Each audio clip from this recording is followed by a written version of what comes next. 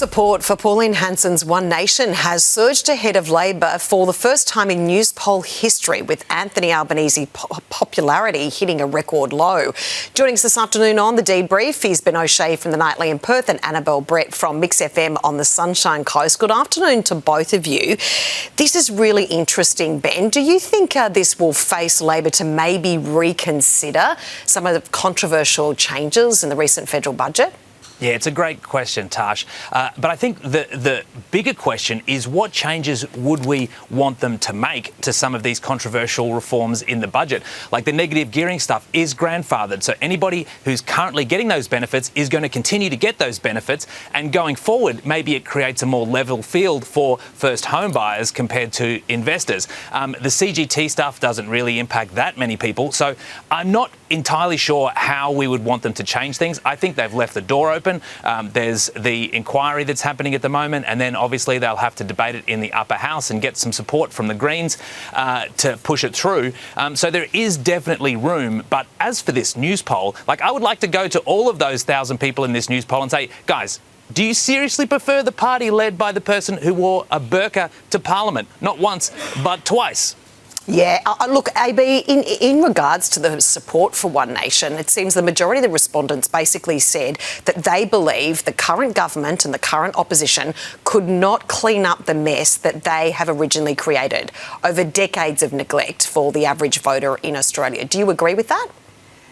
It does seem like even if they were to drastically change policy, the federal government aren't going to change the mind of people who, like Ben said, are okay with what's being presented to them by One Nation. I mean, this is a party that barely has an actual policy. They can't even seem to formulate what their actual policy is when it comes to immigration and housing. And also, they're being led by a bloke who's so pro-family and pro-life that he had a secret family on the side. I think at this point, we just need to move to one of those cool countries like Finland. Are they still cool? I think they may be. Moving on now, and causing plenty of controversy in US politics, President Donald Trump has stormed out of a TV interview after being grilled on claims of election fraud. Take a look at this. Your elections are crooked, and you're crooked, and the press is crooked. A country can never be great with a dishonest press. We traveled all the way to Wisconsin. Ben, what's your reaction to that? Oh, well, I think, firstly, good on Kristen Welker for trying to live fact-check Donald Trump with some of his conspiracy theories. That's extremely hard to do as an interviewer, especially when you're dealing with someone like Donald Trump.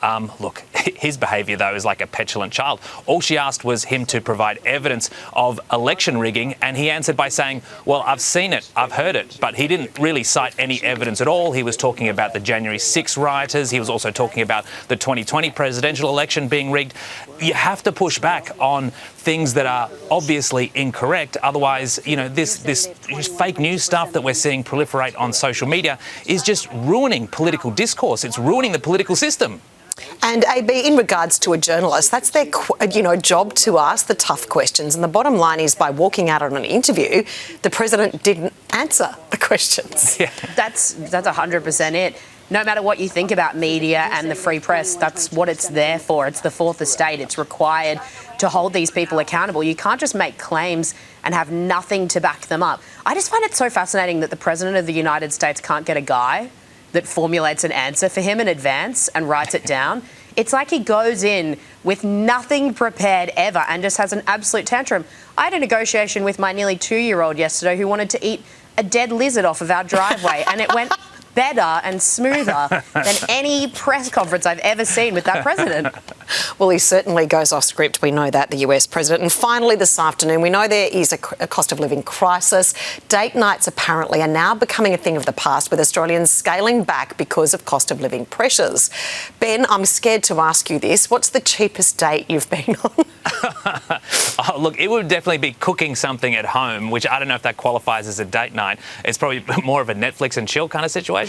But look, I think it's tough for the hospo industry, but if young people are not YOLO spending out at restaurants every night, maybe inflation will go down and my mortgage might get more affordable. So I'm seeing some positives. Yeah, and great point, AB, that Ben makes there. It is really tough for hospitality at the moment if they're not going out, because people can't afford to eat out at the moment because it's so expensive. And I'm nervous too asking this, Annabelle, what's your cheapest date?